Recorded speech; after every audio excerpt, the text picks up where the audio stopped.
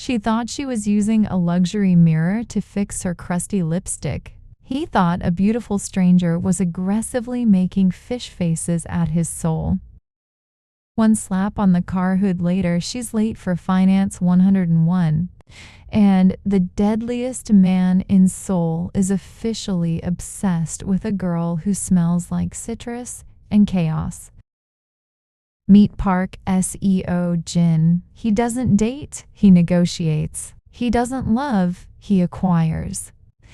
As the head of the most feared syndicate in South Korea, his heart is colder than a Seoul winter and twice as sharp. He handles international cartels with a flick of his wrist, and his only rule with women: don't get close enough to be a target.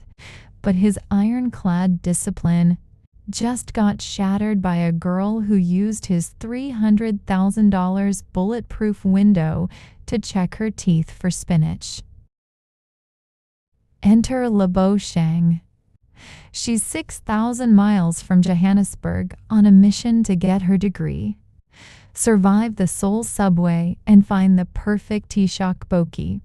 She has zero time for drama and even less time for mysterious men in suits. She's brilliant, she's loud, and she's the only person in Korea brave enough to tell a mafia boss to move his mouth in a lady's bathroom. What happens when a man who commands the underworld meets a woman who won't even let him command the remote control?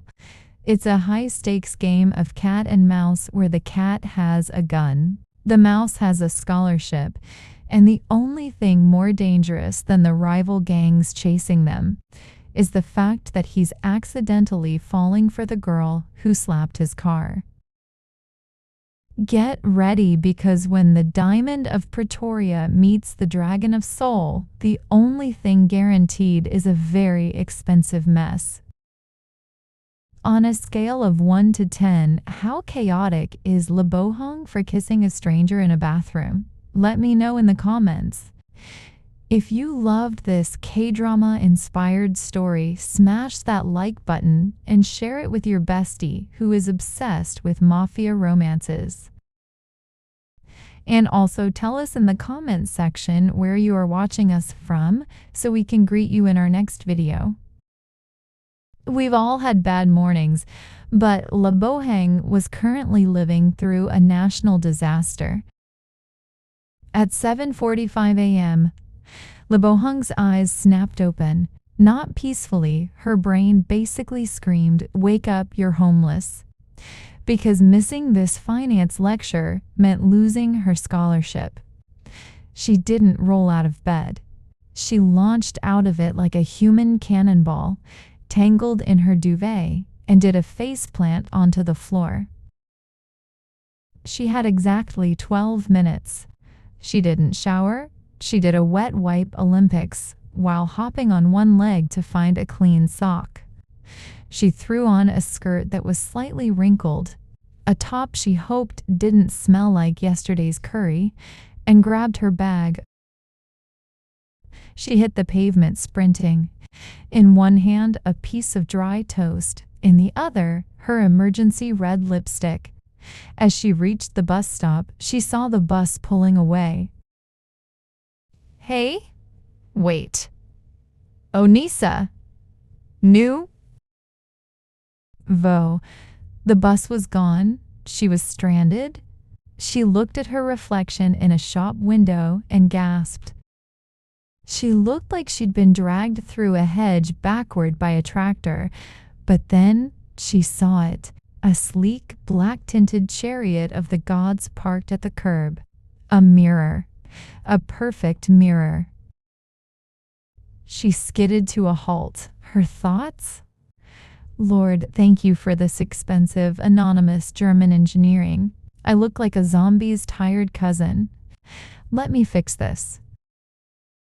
Inside the car, the air was thick with the scent of expensive leather and impending doom. Park Seo-jin was in the middle of a high-stakes call, explaining to a rival boss exactly how many limbs he was going to lose. If the shipment is late, I will personally. Suddenly, the entire car shook. A face slammed against his side window. Not just a face, a close-up. Seo-jin froze.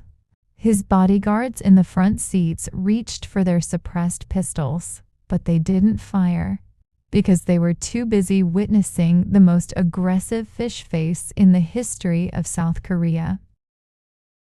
Through the 5% tint, Seo-jin watched in horrific, slow-motion detail as Lebo Hung stretched her mouth so wide he could practically see her tonsils, smeared red lipstick across her face like a war painting, licked her finger and aggressively scrubbed a piece of toast out of her front tooth. Is this a biological weapon? Is she a professional mime sent to mock my existence? Why is she checking her armpits using my door handle as a grip? She just slapped my window like she's testing a melon at the market. He was mesmerized. He had never seen someone so comfortable, being so completely unhinged. He watched her do a final power pose in his window, blow a kiss to her own reflection, and sprint away like a gazelle in sneakers. Seo-jin told the driver, voice trembling with confused rage. Follow that lipstick smearing hurricane. I need to know if she's crazy or if she's the bravest assassin I've ever met. Park Seo-jin was a man who lived by data and distance. But that morning, data wasn't enough. He needed to know why a girl with a red lipstick, wand, and a piece of toast had just violated the sanctity of his bulletproof glass. The moment a Leberhang vanished into her lecture hall, Seo-jin turned to his right-hand man, Director Kim, a man so serious he probably sleeps in a tuxedo. Sleuth adjusted his tie.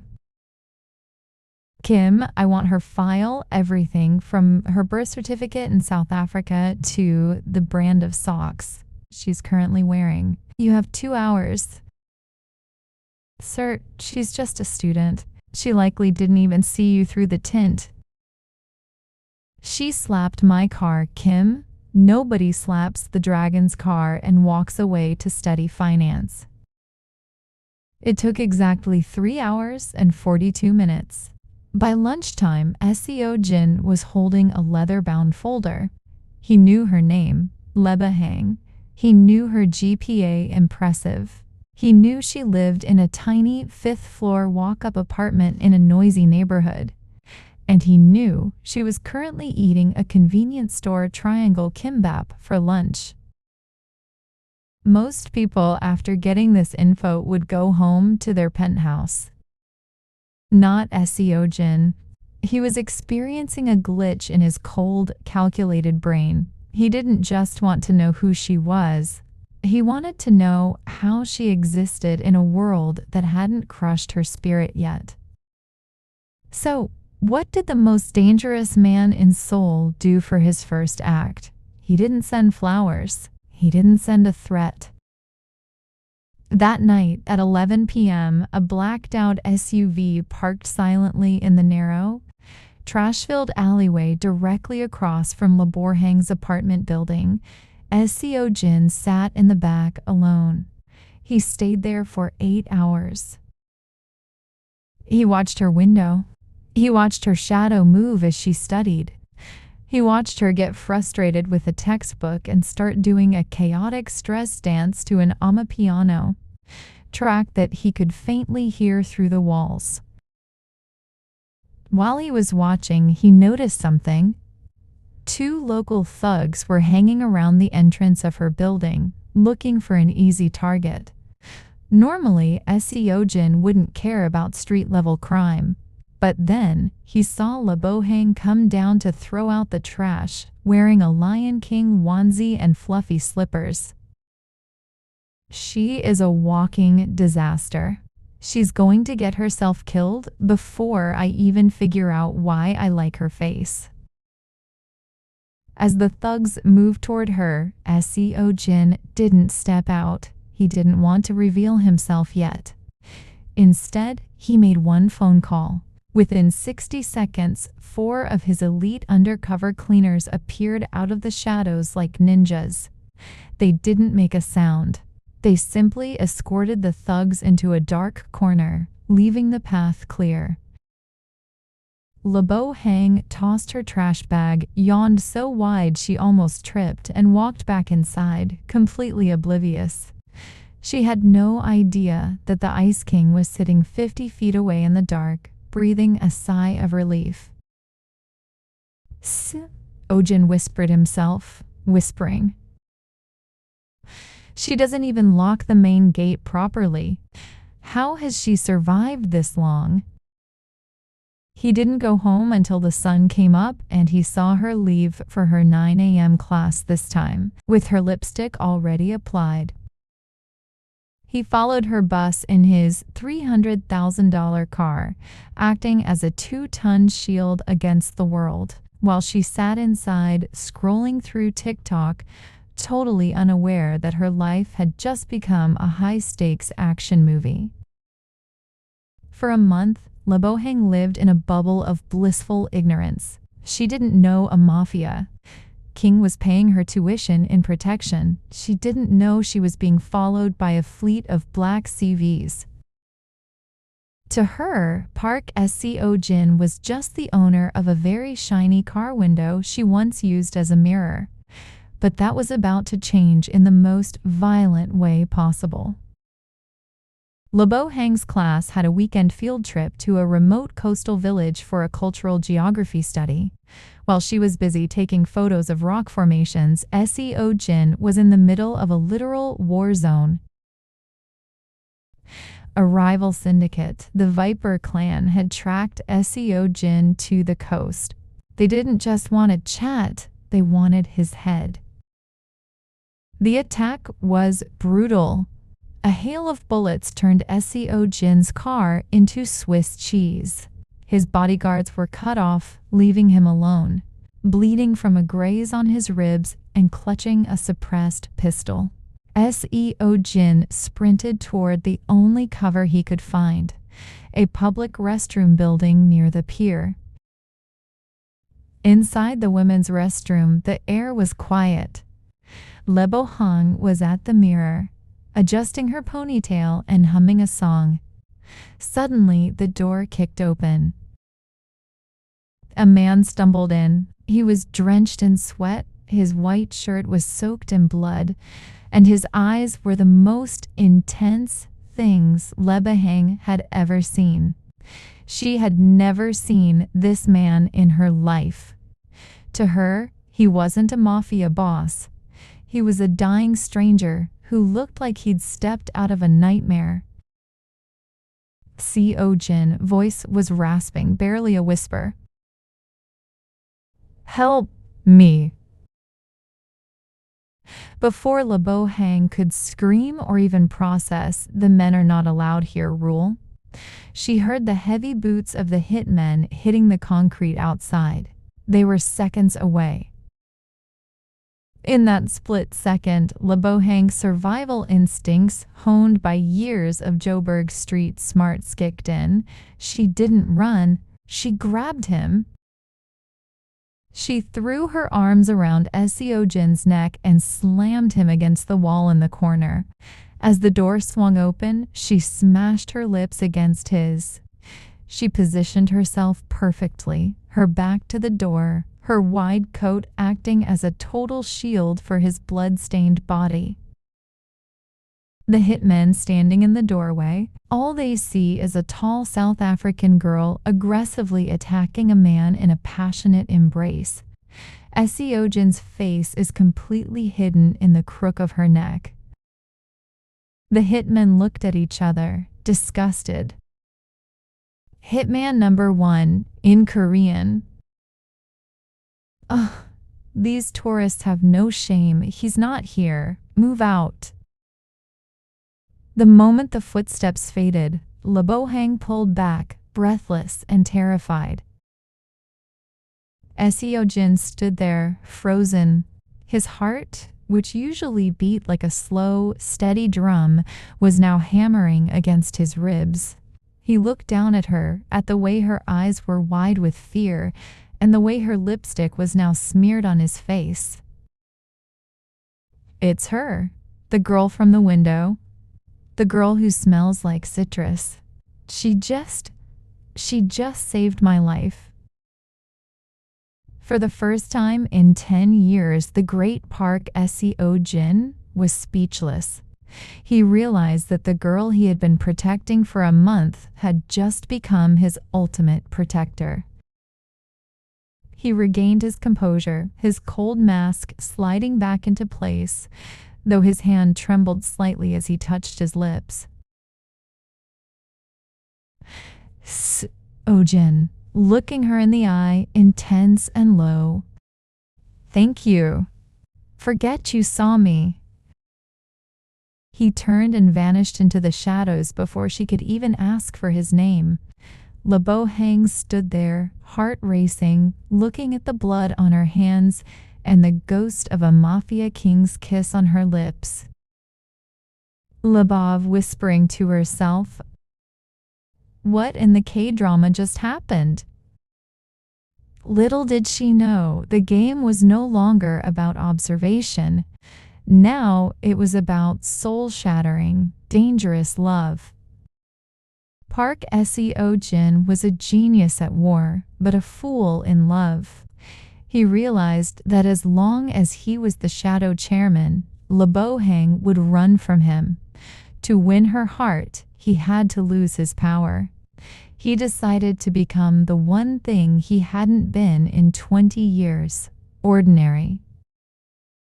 Seo-jin traded his tailored Italian suits for a faded apron and a pair of sensible sneakers. He bought a struggling little convenience store right on the corner of Lebohang Street. To the world, he was no longer a kingpin. He was just Mr. Park, the shy shopkeeper who always gave extra discount coupons to the pretty South African girl. He did this to build a world where she could love him without looking over her shoulder for a hitman. He wanted to be her safe place, not her security risk. Before the big confession, they had their first human meeting. One rainy Tuesday, Lebohang stumbled into the shop, soaking wet and crying. She had just failed a mock exam and dropped her umbrella in a puddle. She didn't recognize him.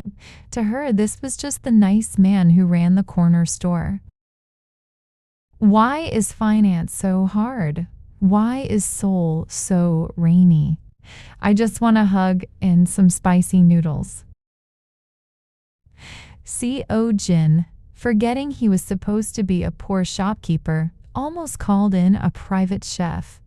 He caught himself just in time. Instead, he awkwardly boiled a cup of 1,501 ramen, added a perfectly poached egg, and slid it across the counter with a clumsy, handwritten note that said, "It's okay to cry. The noodles are on the house." They sat there for an hour, she venting about her life and him listening, really listening for the first time. No bodyguards, no guns, just the steam from the noodles and a spark that felt more dangerous than a bullet. A week later, Seo-jin knew he couldn't wait. He waited for her on the steps of her apartment building as she came home from the library. He wasn't holding a gold credit card or a bouquet of proteas. He was holding a single, slightly wilted sunflower he'd found at the local market. Seo-jin, his voice trembling, not from fear, but from hope. Lebohang, I know I'm just a man who sells milk and cigarettes. I know I don't have a fast car or a big house. But when you walk past my shop, the sun feels like it finally came out in Seoul. I want to be the person who makes sure your ramen is always hot and your heart is always safe. Lebo-hang stared at him. She looked at his calloused hands from stocking shelves and his messy hair. She felt a wave of warmth she never felt with the Mafia version of him. But because she's Lebon, she didn't make it easy. Lebo-hang squinting at him. Mr. Park, you realize I eat a lot, right? And I'm very loud? And my family in South Africa will probably try to teach you how to dance at 3 a.m. Seo-jin laughing softly. I'm a fast learner. She added, and you're okay with me being a broke student for the next 2 years? Seo-jin replied, I'd be okay if you were broke for the next 100. She laughed, a bright, loud sound that echoed in the quiet alleyway. She grabbed the sunflower and pulled the poor shopkeeper into a hug that knocked the wind out of him. Okay, Mr. Park, you can be my boyfriend. But if you ever run out of those discount coupons, we're gonna have a problem. As they stood there hugging, a black SUV rolled slowly past the end of the alley. Director Kim watched from the driver's seat, sighing as he saw his terrifying boss wearing a $5 apron and hugging a student. The Eagle has landed. Cancel the hit on the rival gang. The boss is busy. He's got a date at a fried chicken shack. Fast forward a few months, and the Ice King of Seoul has officially melted. Life for Lebo-hang and her humble shopkeeper Park Seo-jin is a beautiful, hilarious blur of South African spice and Korean soul. Their dates aren't at 5-star hotels, they're at late-night street food stalls and Han River picnics. Seo-jin has traded his cold glares for a boyfriend gaze that could boil water. He's obsessed. He's learned how to say Injea Kuthenda, I love you, with a perfect Zulu accent. And he's even started keeping a secret stash of South African biltong under the counter of his shop just to see her smile. Lebo-hang is living her best life. She's no longer just an exchange student. She's the unofficial queen of the neighborhood. Everyone loves the vibrant girl who teaches the local grandmothers how to dance while she waits for her bus. Having a Korean boyfriend has turned her world into a real-life drama. He holds her umbrella, ties her shoelaces in public, and carries her heavy textbooks without complaining once. But being a reformed mafia boss is like trying to hide an elephant in a bathtub. Sometimes the two worlds collide in the most awkward ways. Like the time they were having a romantic dinner and a group of business associates accidentally bowed 90 degrees to Seo-jin while he was holding Lebo-hang's pink fuzzy purse. Lebo-shang. Why did those scary men in suits just call you great leader? Seo-jin sweating profusely. Oh, they really just love my customer service at the convenience store. I'm very popular in the retail community. Or the time a rival gang tried to corner them in an alley, and Seo-jin had to clumsily trip them with a trash can while pretending he was just scared and falling over. He always finds a way out, usually by making himself look like a dork, just to keep her from seeing the killer underneath. Living in Korea with Seo-jin has become Lebo-hang's favorite adventure. She's mastered the art of the samik pour, and he's mastered the art of surviving her spicy peri-peri chicken. She loves him because he's the first person who truly listens to her dreams. He loves her because she's the only person who doesn't fear him. On the outside, she's a South African girl and he's a Korean man, but when they're together, they're just two people who found home in the most unlikely place, a car window with a lipstick smudge. And that, my friends, is how you turn a Mafia hit into a romantic hit. From the streets of Joburg to the heart of Seoul, love doesn't need a translator. It just needs a little bit of audacity and a lot of red lipstick. Thanks for riding with us through this 6-part series. If you want more global love stories, hit that subscribe button and let us know in the comments. Should Seo-jin finally tell her the truth or keep playing the poor shopkeeper forever? Until next time. In the underworld, love isn't a gift, it's a target. While Park Seo-jin was busy playing the role of the clumsy shopkeeper and learning how to make South African milk tart, his rivals, the Goryeo snakes, were watching from the shadows. They didn't see a man in love. They saw a king who had finally grown a heart, and they knew exactly how to stab it. It happened on a Thursday evening. Lee Bo-hang was walking home from a late-night library session, humming an amapiano beat and checking her phone. She took a shortcut through a park she usually avoided. Suddenly, the streetlights flickered and died. Before she could scream, 2 black vans screeched to a halt, blocking both ends of the path. 6 masked men moved with professional precision. Lee Bo-hang fought as she threw her heavy textbook at one and kicked another, but a cloth soaked in. Chloroform was pressed to her face. Within seconds, the scholar from Josie was gone, leaving only her single red lipstick-stained coffee cup rolling on the pavement. Back at the shop, Seo-jin's burner phone vibrated.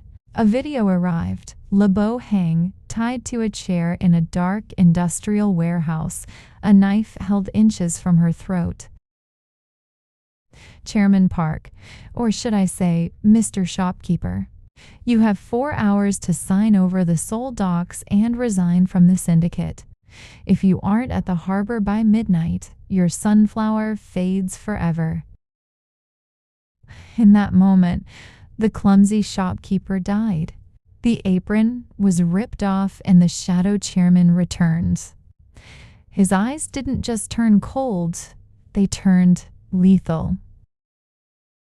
Seo-jin didn't panic. He moved like a general. He summoned his elite unit men who hadn't seen action in months to a high-tech war room. Signals intelligence. He didn't just go to the harbor. He used satellite tracking to find the specific warehouse by analyzing the background noise in the video. The pincer movement. He divided his men into 3 teams. Team A snipers took the high ground. Team B breachers cut the power to the entire block. The Trojan horse.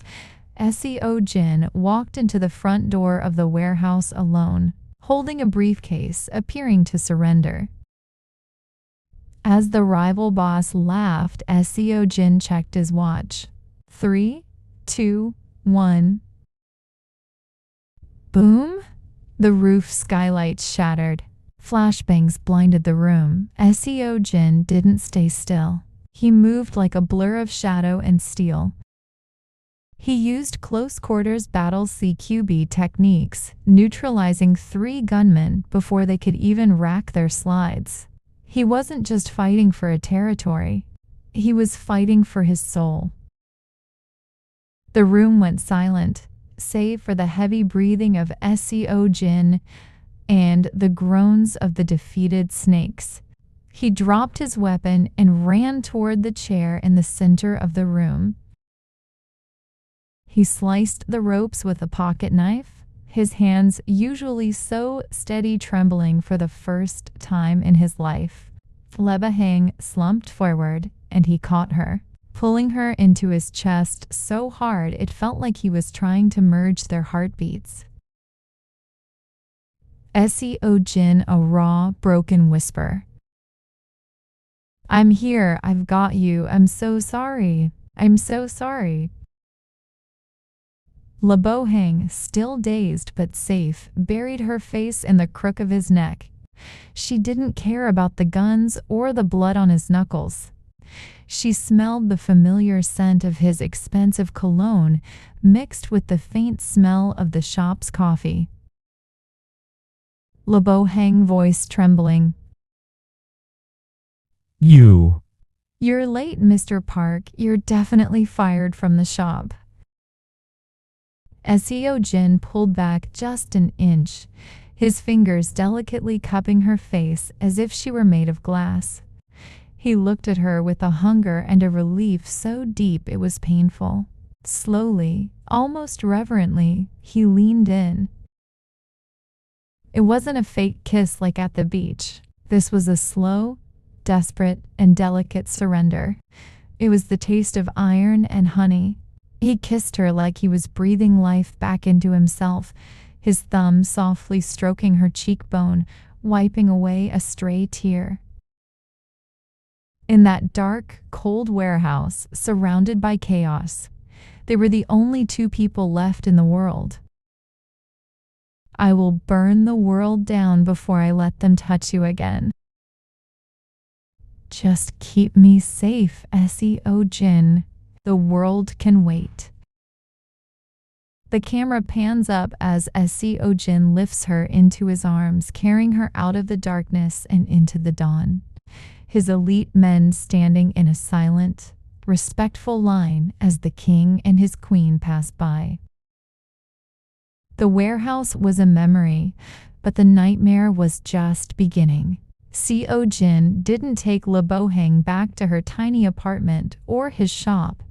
He took her to the fortress, his private estate, high in the hills of Seonbuk-dong. For 1 month, Lebahang lived in a paradise that felt like a prison. She woke up on 1,000 thread count sheets, but there were men with earpieces outside her bedroom door. She ate world-class meals, but she saw the glint of holstered pistols under the waiters' jackets. Seo-jin was a shadow of his former self. He barely slept. He spent his nights watching the security monitors, his eyes red from exhaustion, terrified that if he blinked, she would vanish again. He treated her like a porcelain doll, but Lebahang was a lioness, and a lioness cannot breathe in a cage, no matter how much gold is on the bars. One evening, as the sun set over the Seoul skyline, the silence in the penthouse finally shattered. Seo-jin walked in with a tray of tea, his face soft, but Lebahang didn't smile. "I can't do this, Seo-jin. When I look out the window, I see snipers on the roof. I go to the kitchen, I see men cleaning magazines for their rifles. I love you, but I don't want to live in the underworld. I want to go to a library without a motorcade. I want my freedom back." Seo-jin's heart dropped. "I am doing this to keep you alive, label. My world doesn't let people just walk away." She added, "Then maybe we can't be together. 'Cause as much as I want you, I don't want this life." As the words left her mouth, the room began to spin. The adrenaline of the argument suddenly drained away, replaced by a wave of crushing nausea and dizziness. Lebahang reached for the table, her breath hitching. Seo-jin panicked. "Lebo! Lebo!" Her eyes rolled back, and she collapsed. Seo-jin moved faster than he ever had in a fight, catching her before her head hit the marble floor. For the first time in his life, the great Park Seo-jin felt true, paralyzing terror. He screamed for his medics, his voice echoing through the mansion in a way that made his toughest soldiers tremble. The wait at the private hospital was an eternity. Seo-jin paced the hallway, breaking a glass water bottle in his hand from the sheer pressure of his grip. When the doctor finally emerged, he looked stunned. "Dr. Chairman, she's exhausted, yes. But that's not why she fainted. Her body is under immense stress because it's working for 2. She's 6 weeks pregnant." The world stopped. Seo-jin sat down heavily, the news hitting him harder than any physical blow ever could. He walked into her room and watched her sleep. She looked so peaceful, yet so fragile. He looked at his hands that had built an empire through violence, and thought about a tiny life growing inside her. He was caught in a lethal trap. If he stays in power, he can protect them with an army, but his child will grow up behind bulletproof glass, a target from birth. If he leaves, his rivals will see it as weakness. They will hunt him, Lebahang, and the baby to the ends of the earth to ensure the shadow chairman never returns.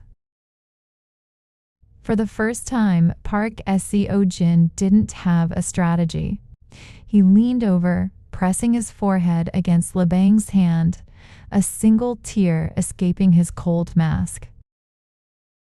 Seo-jin whispering, "What have I done? How do I give you a world of peace when all I've ever built is a kingdom of war?" The stakes have never been higher. A king, a queen, and a secret heir. What is Seo-jin's next move? Does he burn his empire to the ground to buy their freedom? Or does he become the most ruthless version of himself to eliminate every threat before the baby arrives? Seo-jin stood by the hospital bed, his heart heavy with the weight of the crown he never wanted his child to wear. He turned to leave, his footsteps silent, intending to go out and start a war that would end all wars. But then a voice weak but steady cut through the sterile air of the room.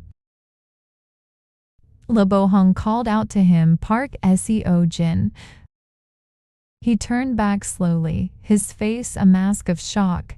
Lebahang was sitting up, her eyes clear and filled with a fierce South African fire he hadn't seen since the day at the car window. She began, "I've known for weeks, Seo-jin. I saw the way your shop employees handled their weapons. I saw the dossiers in your study. I know you are the shadow chairman, and I know you are going to walk away from everything just to save me." His voice barely a whisper. "If you know, then why haven't you run? I am a monster, Levo." "Because you're my monster. And you're the father of my child."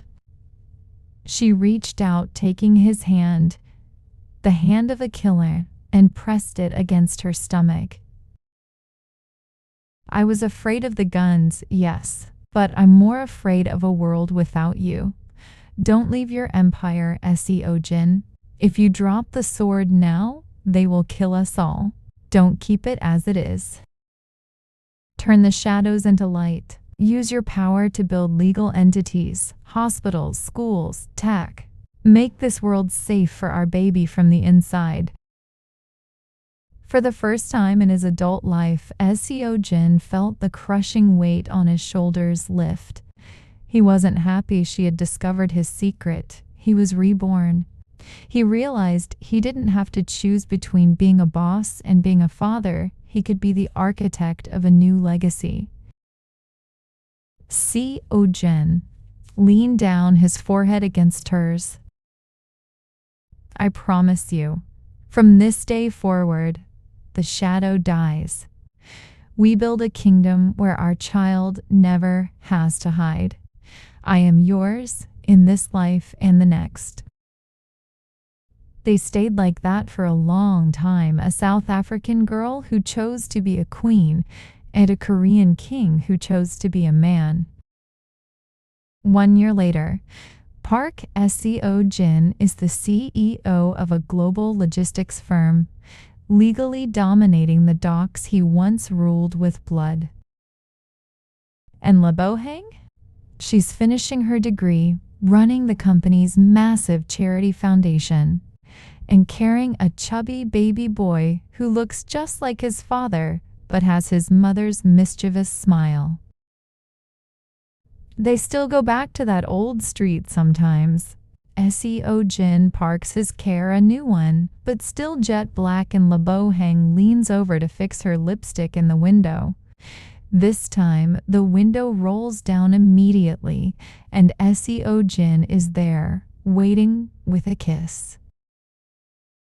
Love isn't about finding someone who lives in a perfect world. It's about finding the one person who makes you want to change your world for the better. Sometimes, the most beautiful reflections aren't found in a mirror, but in the eyes of someone who sees the person you're capable of becoming.